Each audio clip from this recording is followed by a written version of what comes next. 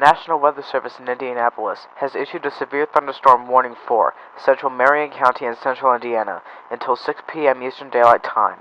At 5:24 p.m. Eastern Daylight Time, a severe thunderstorm is located near Speedway and moving east at 20 miles per hour. Quarter-size hail and 60-mile-per-hour wind gusts are expected with this storm.